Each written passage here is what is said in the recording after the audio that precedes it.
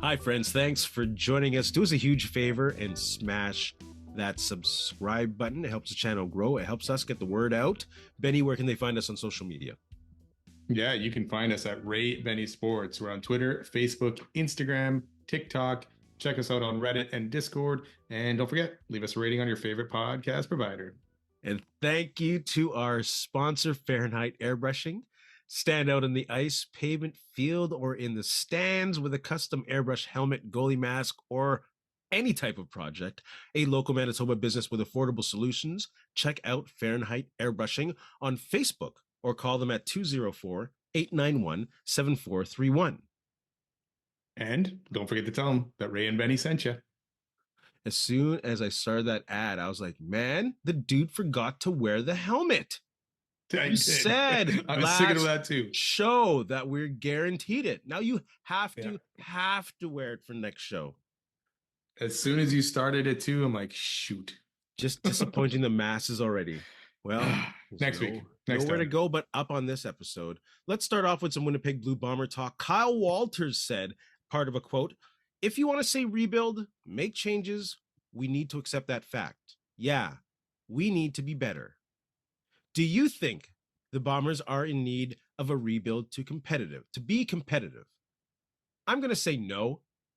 And I hope they're not planning to rebuild, only because of how I kind of see what a rebuild is. For me, a rebuild is usually a multi-year project. For me, a rebuild is really an emphasis on bringing in young talent or the draft.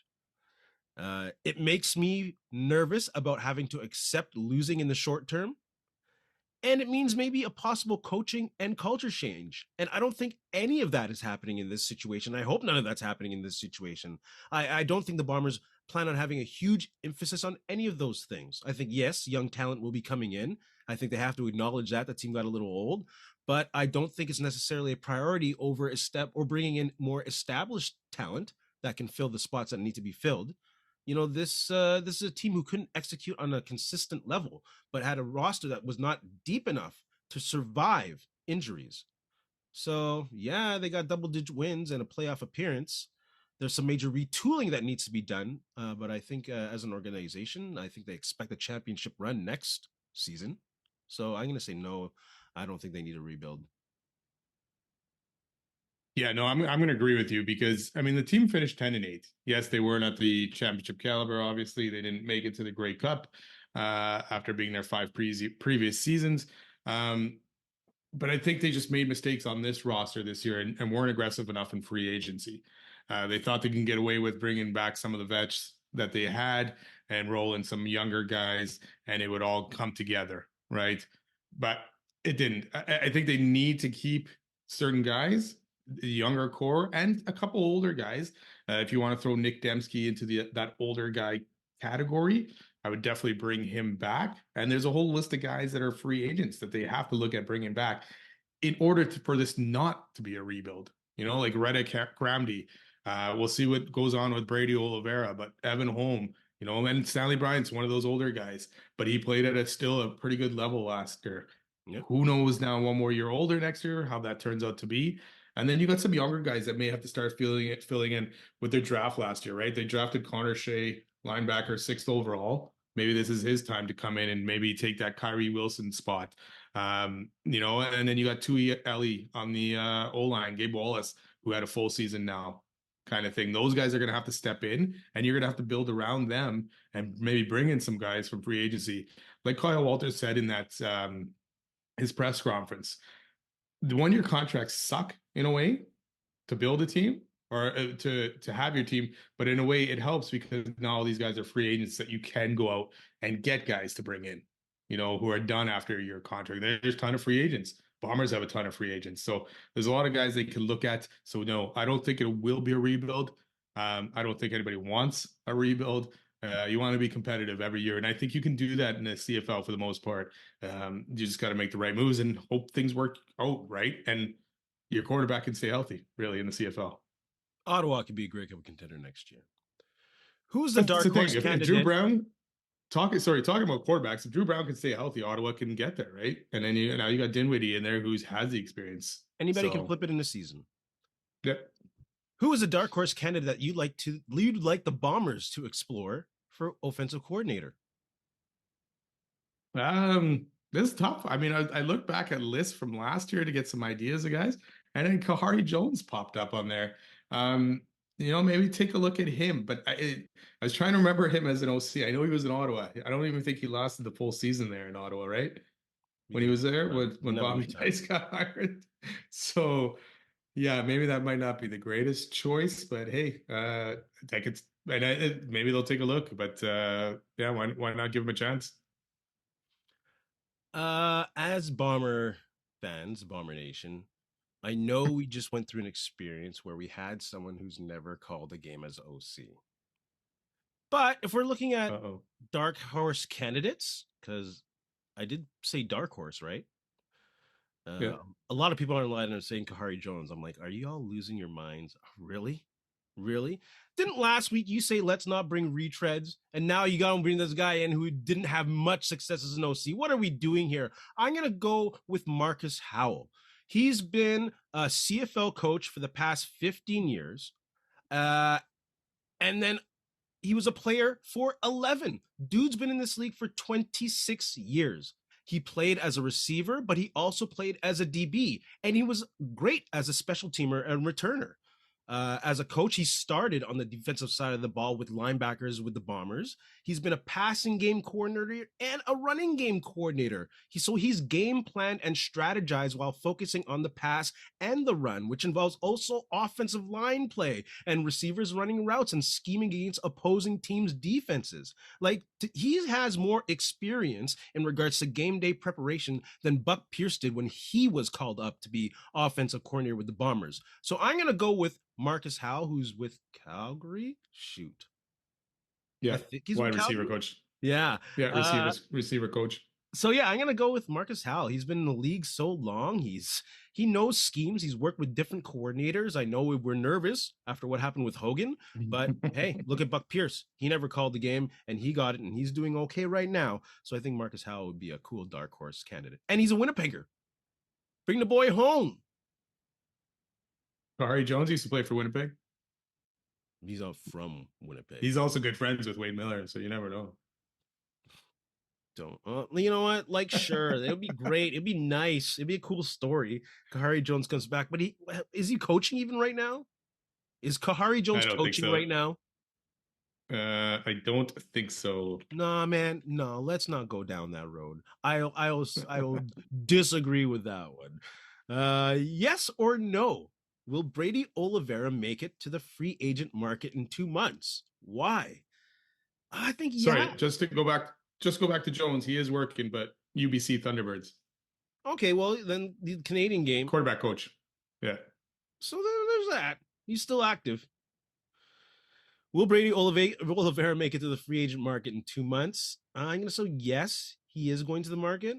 He's said it himself that he's put in the work, and he definitely does deserve an opportunity to hit that market, see what his true value is at. But I think also the Bombers aren't going to risk giving that high number up until they kind of know who's available in the free agent market, who's their offensive coordinator, who else is going to shake out in their roster. So I think there's a lot of decisions to make on the Bombers side as well as Oliveira's side that I don't think they're going to come to an early agreement before free agency. There's a lot of holes, maybe 4 or 5 significant ones on the offensive side of the ball alone that need to be addressed. That would be hard to address if you're giving a running back over 220 grand. And also, who knows? Yeah, Maybe there aren't teams that are willing to give him that much, and the Bombers are willing to take that risk. Yeah, I agree with you. I feel like he will get to free agency. I do feel like there will be someone that offers him a good chunk of money. I mean, you just look at Tyson Philpott's contract, for a Canadian, 275 this year and then 285 next year. So yeah, and I kept talking about, hey, let's see if we can get Oliveira back for a bit of a cheaper contract than what he got this year.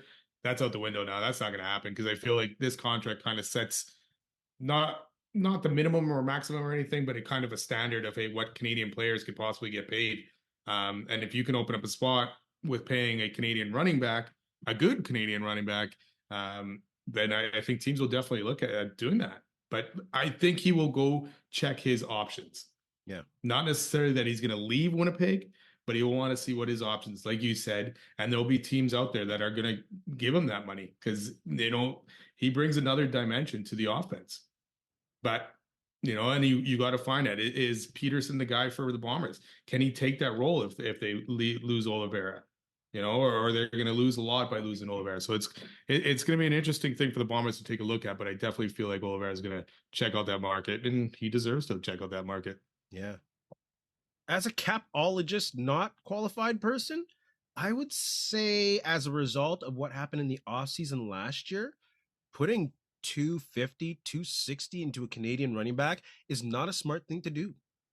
I'd say that's a smart thing to do if you're putting an interior lineman at that amount of money, without a doubt. But for a running back, that's hard to now justify that after seeing what happened last year. And I have no idea what's going on with Montreal and Tyson Philpott. Has that guy had a 1,000-yard season yet?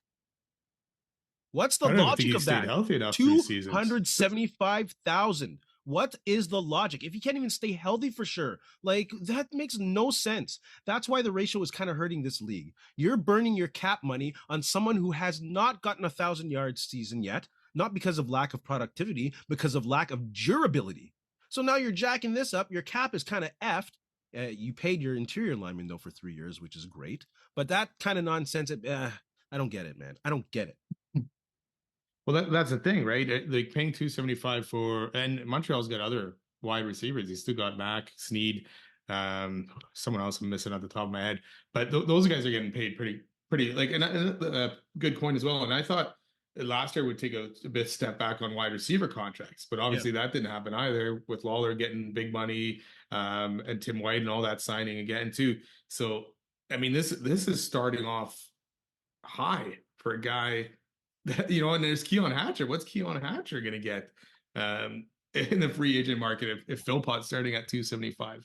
So Montreal's going all in with these Canadian guys, but I don't know if it's the proper moves or the right moves, but I think it's definitely going to set the spending a little bit higher than some teams want. I don't know if Keon Hatcher can demand 275. What is it? He's 31 years old. Man, that Lawler got it. Is a killer. That passport is a killer. Yeah, but you're giving Lawler all 30, that. Is he not? Huh? Lawler's over 30, is he not? Yeah, and that's not a very good investment, I don't think. Just saying. Yeah, so I mean, these guys are still getting paid. Again, right? As an unqualified captologist. Like Saskatchewan did a great job spreading that money across their wide receivers, and they had depth in their wide receiving core. Like they lost wide receivers early and to the NFL and still did well. But who? Amulis, he's a free agent there too, right?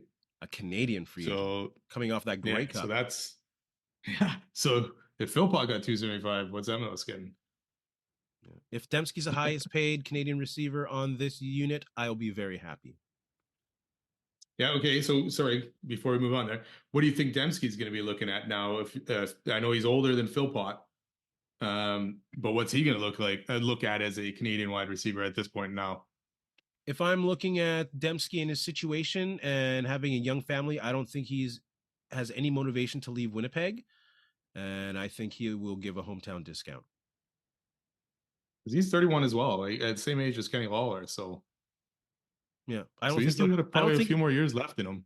I don't think he'll push his passport and try to get his max. I think he's very happy in Winnipeg, and like I said, I think family matters, and I think he wants to be with his family, a young family at this point. So I don't know the dude, but I'm just looking at the situation with my glasses, and yeah, any which way. One word to describe the Mike Miller hiring. These contracts started off. One word to describe the Mike Miller hiring as Argos head coach. To me, it's interesting. I mean, the guy's obviously been around football for a very long time, but I'm looking at even his experience. And yes, it's a mix of NFL and CFL. But there wasn't, I guess there was some, he was offensive coordinator for Montreal back in 2013, it looks like. Yeah. Assistant head coach, offensive coordinator, but that was only for a year. Other than that, for the last 4 years with Toronto, it's just been as a quarterback coach. So now he's taking on the head coaching role plus the OC role. So it'll be interesting to me to see if he can balance those roles properly, and do the head coaching job properly and help the Argos succeed. But yeah, interesting move. I mean, good for the guy, 55 years old, and it's not a retread. So that's good. Yeah. Someone different. So yeah. I'm going to say surprising. I just did not see him as, I know legitimate sounds like a harsh word. I just didn't see him as a head coaching candidate. There's no real buzz around him before this interview process started. For example, there was buzz about O'Shea being a head coach before he was hired from Winnipeg to Winnipeg or by Winnipeg. There was buzz around Corey Mace being a coach. There is buzz around Killam and him getting bypassed for head coaches jobs before, and nothing about Mike Miller. It's surprising. I think the Argos are under the gun. They were under the gun to get a head coach. This is a bit of a, I don't know about this hiring. Maybe they saw the sand running out of the hourglass and they weren't prepared to extend it much longer, and this is who they got. Yeah, and that's the thing, right? They went after O'Shea. That didn't work out. There was rumors of them wanting to talk to Corey Mace. Corey Mace said no thanks. So then at that point, you're kind of stuck, right? Who are your options? I don't even know who else they really interviewed for this job. Was there any other names out there? So yeah. So it's almost, and again, the situation in Toronto sucks next year, just with all the games that they're playing away from Toronto that are home games because of the World Cup. So it's a tough situation, and I could see a lot of teams and even players not wanting to do that because you're going to be on the road a lot, So they're going to have a tough one last year. They weren't a good team last year. Do you know they're going to win the Grey Cup next year now with all this, right? That's just a Toronto way. Come out of nowhere, win the Grey Cup, and hey, see ya. Great story, and have 3 people attend the parade. What is your biggest takeaway from the 2025 CFL season? Let's start off as a Bomber fan. They aren't far off from being a Grey Cup contender. Complacency is a bitch, and I think the Bombers kind of settle into that in the offseason. We've, as fans, been spoiled lately. So we were losing our minds after the season, but really they're not far off. So I'm optimistic about next season. Yeah, and that's kind of leads into what I put. I mean, the Bombers just didn't do enough to get to the Grey Cup or win the Grey Cup. And maybe it was complacency or thinking, hey, these guys can carry us there. They've carried us there for the last 5 seasons, so we'll just bring everybody back or as many guys as possible back. And it was that fear of maybe bringing someone else in. Like we talked about, Tony Jones showed he could play, so you get rid of Adam Bighill. There wasn't really anyone that stepped in that could be a full-time starter for Neufeld. So you wanted to be safe and you brought Neufeld back, right? So I just felt like they didn't go after it all. But they're there. They're not a team that needs to tear it all down and start all over for next season. It's there. You just got to fill in the pieces that aren't there. And there's some big pieces. There is. What's your biggest takeaway from the 2025 season as a CFL fan? At the beginning of the season, I was excited about the QB position, thinking the CFL had finally hit it and they were, every team had a good starter and decent backups for the most part on each team. And then as the season went on, I realized, oh boy, some of these starters are not with it anymore. They're not good enough. And the injuries crept up and the backups were terrible for the most part, right? And it didn't help these teams. You had the Bombers with Streveler, Crum for whatever he was. Drew Brown couldn't stay healthy. Crum he's hit and miss. He was putting up yards, but he just, he wasn't the guy either. So I like to see the CFL get back to that point where I thought we were actually in good shape, but we also got some guys that are getting older, and Trevor Harris, Zach Colaros, Bo Levi, and Cody Fajardo too. How many years do they have? So they really needs to find a succession plan for a lot of these teams and start bringing some guys in. And these drafting guys, Curtis Rourke still with the 49ers, Elgersma, it just worked out for the 49ers and is still exploring his NFL opportunities. So who knows if he would even be around next year, but they need to get an influx of good QBs in this league again. As a CFL fan, with the Bombers firmly off the Western throne this year right now, the next season's up for grabs. So the parity in this league is really interesting. BC is not far off. Montreal is not far off. Hamilton is not far off. They're a couple pieces away. Saskatchewan is strong, but they have a lot of players about to hit the free agency market. How many of them can they keep around? So parity is high. I think it's a fun league. And even like I said earlier, a squad like Ottawa can turn it around. with the right players under the proven leadership of Dinwiddie in one season or two, like Mace did. So Yeah, well, look at the Elks with Mark Killen, right? Started off slow and finished off strong. So maybe they've turned that corner. We'll see. turn the corner of not playing a bad quarterback. I think they have turned That and making mistakes to lose games as well. I know they had a few of them still this year, but less than in previous seasons. the Bombers would have not made the playoffs if Fajardo was a starting quarterback for the Elks from the beginning of the season. I will Probably, say but that he did have his bad games. Didn't he throw 4 interceptions late in the season in one game? for sure. For sure. So who knows? I think he will, especially with a full training camp under him. Oh, he would have done way better than Trey Ford did, and Bombers would have been sunk. Who do you think will be the Ticats GM? I'm just saying the truth of what I feel. Ultimately, I think it'll end up being Scott Milanovic. And I know there was an article that recently just said that he would be open to the job in the future, but he's focusing on the head coaching job now. But I think with this cap, the stupid salary cap for coaches, will ultimately have him choose that GM role as well and ride both hats for this season and see how it goes. Oh, Hamilton, I guess they do have the infrastructure for that with Orlando Steinhauer there to guide the way. I'm going to again go off the radar.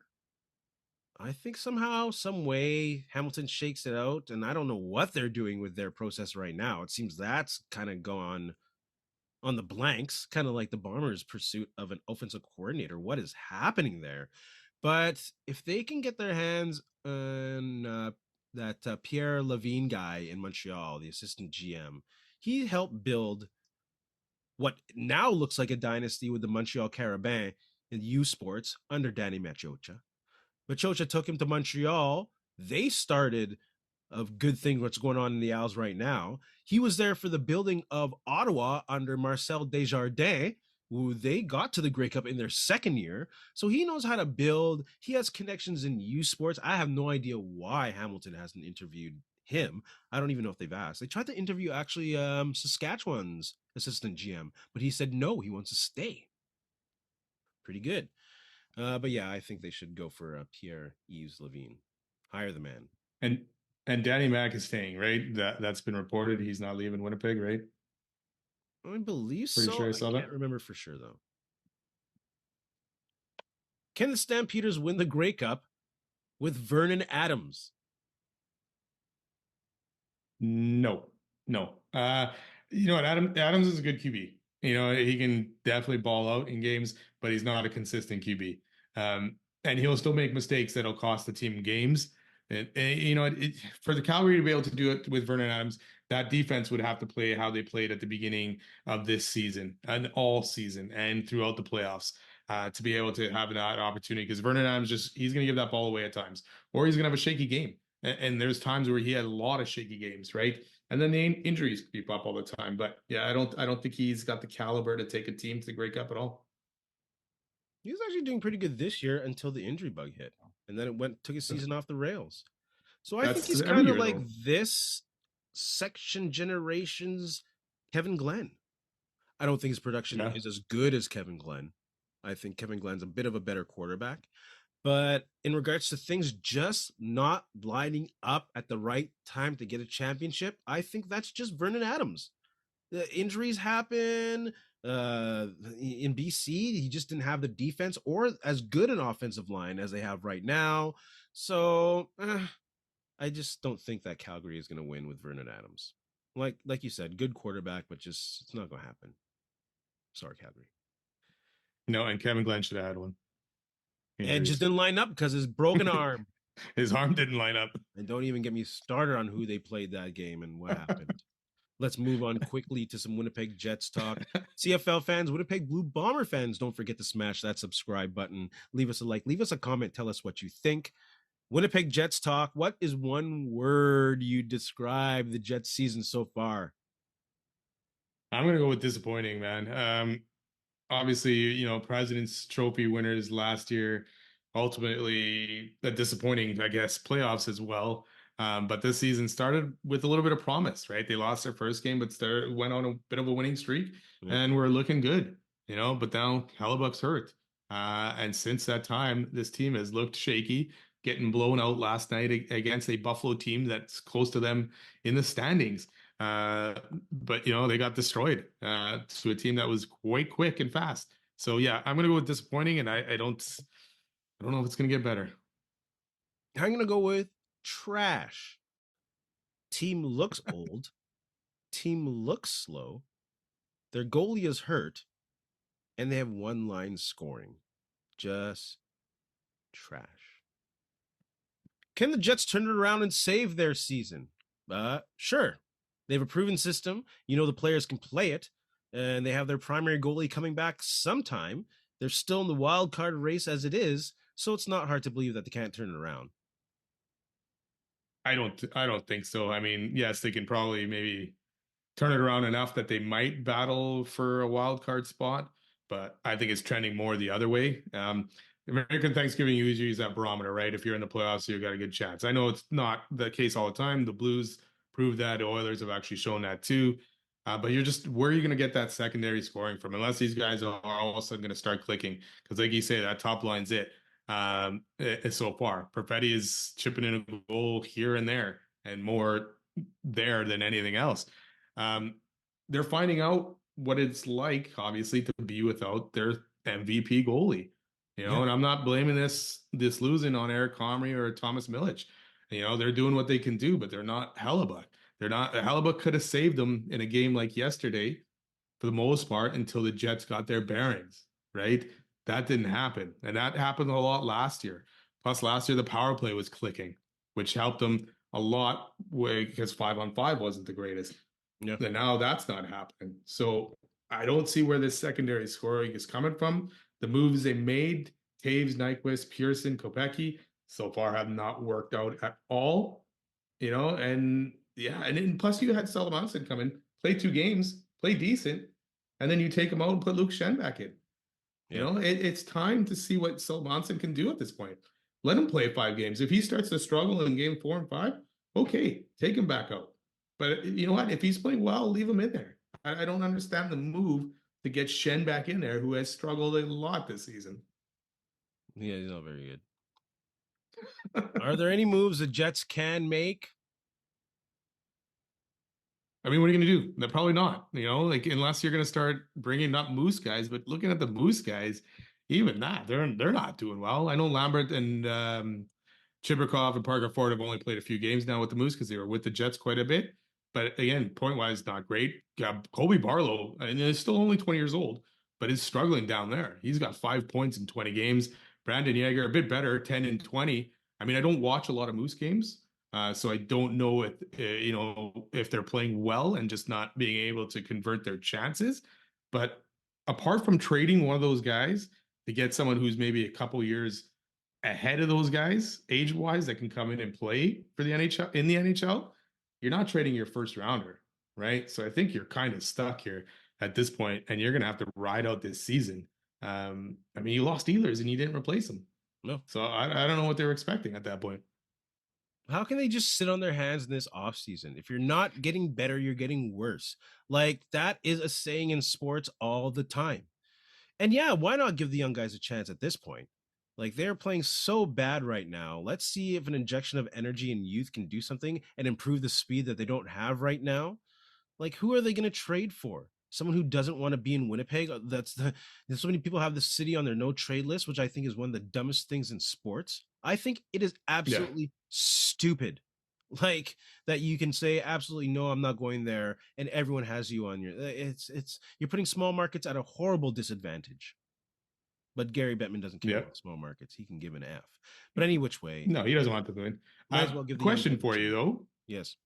To make a move, I mean, one thing they can do is break up that top line and spread that around. And I know the top line's the only one that's scoring together. No, but why not take a look and see what happens if, say, you take even Velarde off that line or you move Connor somewhere else? Like, you have to at this point. I don't think they necessarily have to. Why don't you move Taves down to 4 and put, what's his name, Barron up to 2? But they didn't they not Like have Taves down there and they put for a who's full center? Was game Nemestikov goal. center at second line? Give Barron a shot. He's been itching this season. Give him a shot at 2 and see if that injects some kind of different energy on that line. That line is so small and passive, it's ridiculous.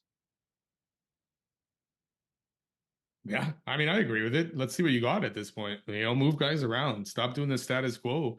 And Stupid. that's the thing. Like Nyquist just ain't it. The guy has no goals so far this season, and you're paying him 3.5 mil. 9 guys. You can't find different line combinations because I think if they switch it up that first line, I think they are totally screwed. You got. I mean, we're talking about making a move here, right? I mean, that's the only move they can really do at this point. Lowry still, I don't know if it's just coming off his injury, still not fully back to where he was. Yeah. What else you got? You got nothing. Do that 2-4 move. You can't change that first line right now. That's the only line with chemistry. That's the only line from you not getting shut out on a nightly basis. Yeah, I get that, but I mean, maybe you got to try it for at least a period or two. I mean, they're going into Montreal. Montreal's a quick team, also. You know that it's tomorrow night in Montreal. I mean, how's that game going to go? And they can put Shen out there again. Oh my God! Yeah, they will. Yeah. So if this does continue to trend like you believe it will trend, the Jets could possibly finish close to the bottom of the standings if it continues to trend the way it's trending. Will Chevy and Arniel keep their jobs if the Jets do finish close to the bottom of the standings? I'll keep this short and sour. The owner of the team is Mark Chipman. There is nothing historically that makes me believe that he will clean house or fire either of the two. Yeah, I agree with you. I mean, in sense of it, they probably should do something if they end up at the bottom of the sense. You went from not possibly. You went from the President's Trophy to possibly the bottom of the standings in 1 year. Yep. And really, what happened? You lost Nick Ehlers, and you brought in Taves, Nyquist, Pearson, blah blah blah. Like that's what you thought was going to fix your roster. You also end up trading 2 second rounders for one each, Tanev and Luke Shen last year, thinking that was what you needed to win a Stanley Cup. And to me, those moves by Chevy plus the drafting, not trusting your young guys, I think we're getting to the point where it's like, hey, this is it. If you can't turn this season around and figure it out, you might have to go in a different direction. I don't think they will. I think Chevy's probably here for life. Arniel will probably go obviously sooner than Chevy, but yeah, I think Chevy's here and Chipman won't make that move. He'll give him another chance. Oh, Chevy will get a rebuild. He got some more rebuild in him. You can't do the rebuild. Like we thought the rebuild should have happened last year, and look what happened. They had a very good season. And then this year you went and you brought in a bunch of fossils to fill in for guys. Yeah. Because you don't trust who you drafted. Your cupboards are bare. And I know they traded a bunch of first rounders a few seasons ago for the playoff runs. And that's coming back to roost right now because you don't have those guys coming in. And then the Chaz Lucius pick, unfortunately, didn't work out. But that's a guy that probably should have been stepping into this lineup at this point, right? And even Rutger McGroarty probably should have been that guy as well. Yeah. We know how that turned out. And I know, like I said, I don't think he's even playing for Pittsburgh right now. But, so drafting wise, they've been blowing it. Absolutely. Talked about that it's last week. Fun season. Fun season. Yeah, I know. We can easily talk about how horrible their draft is on a weekly basis because they're proving it right now if they continue the trend the way they're trending. Yeah. Winnipeg Jets fans, don't forget to smash that subscribe button. Are we overreacting, Winnipeg Jets fans? What do you think? What's going on with the Jets so far this year? Put your comments. Twitter's on fire right now. Huh? Oh, Twitter's on fire right now. I'm not even peeking my head in Winnipeg Jets Twitter right now. I'm like, F that. I need to feel worse about this team. Like there must be so many Chicken Littles. The sky is falling out there. Yeah, I don't even. My goodness. I might even throw gas on that. Maybe I'll go. You might as well join it. Jeez. Betty, do you have anything to say to our friends? You know what? Just thanks a lot for listening. Don't forget to subscribe and follow, and go Jets go. And hopefully go Bombers go. Sign some players in December from your team that you need. Get that out of the way. Action already happening in the CFL. week Schedule's coming away out on the from 9th, apparently, schedule. right? Week away from a schedule. December 9th. Yeah. Can't wait. In the words of Ed Whalen, in the meantime and in between time, that's it. Another edition of Ray and Benny Talk Sports. Hey, friends and neighbors, don't forget to check us out online on Facebook, TikTok, Instagram, and Twitter at Ray Benny Sports. And don't forget to check out our YouTube channel. Leave a like, leave a comment, tell us what you think.